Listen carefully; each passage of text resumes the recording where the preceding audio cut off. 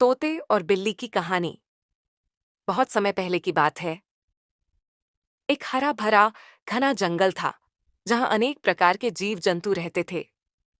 वहां एक विशाल पीपल का पेड़ था जो वर्षों पुराना था।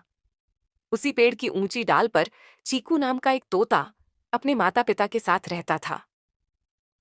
चीकू बहुत ही चतुर और हंसमुख था।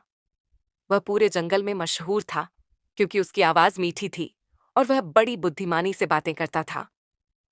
चीकू के माता पिता ने उसे हमेशा सिखाया था कि जीवन में सतर्क रहना बहुत जरूरी है, क्योंकि जंगल में कई प्रकार के शिकारी और धोखेबाज जीव भी रहते हैं।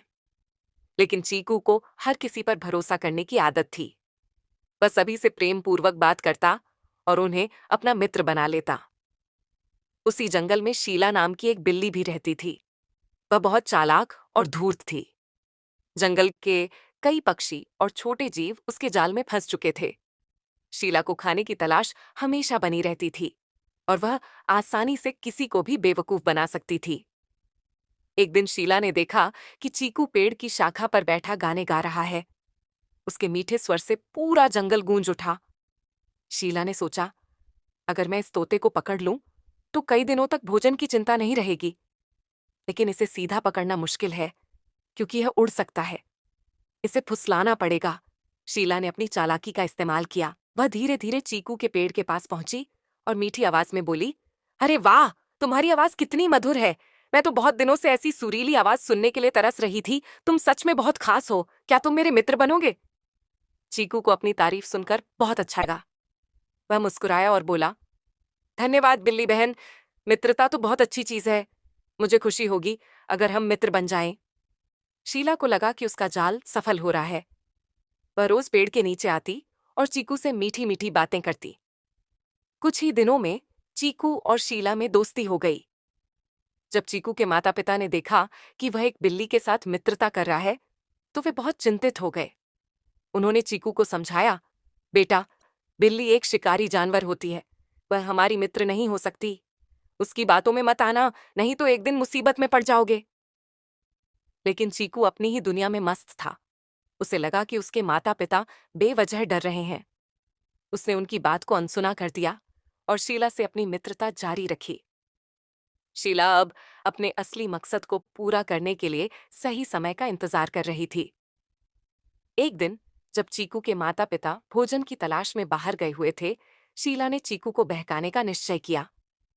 वह पेड़ के नीचे आकर बोली, चीकू, मैं तुम्हारे लिए बहुत स्वादिष्ट फल लाई हूं। नीचे आओ, हम साथ बैठकर खाएंगे और बातें करेंगे।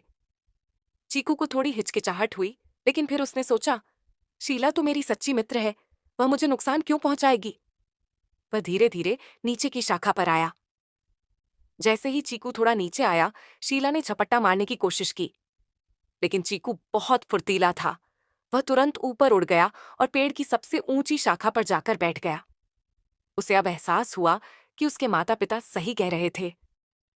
शीला ने देखा कि उसकी चालाकी नाकाम हो गई तो वह बोली, ओह चीकू, मैं तो मजाक कर रही थी।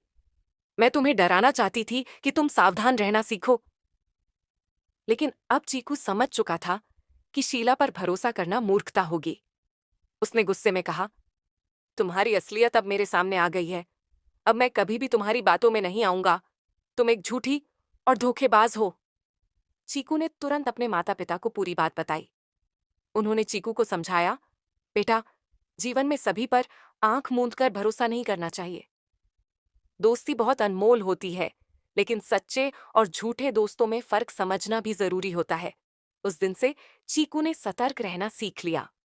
उसने ठान लिया कि अब वह किसी के मीठे शब्दों में नहीं फंसेगा, बल्कि पहले उसकी नीयत को परखेगा। इस कहानी से हमें यह सीख मिलती है कि हमें अपनी सुरक्षा को कभी भी हल्के में नहीं लेना चाहिए। सभी पर अंधविश्वास करना ठीक नहीं होता। सही और गलत का अंतर समझना बहुत जरूरी है, क्योंकि दुनिया में हर कोई सच्चा मित्र नहीं होता।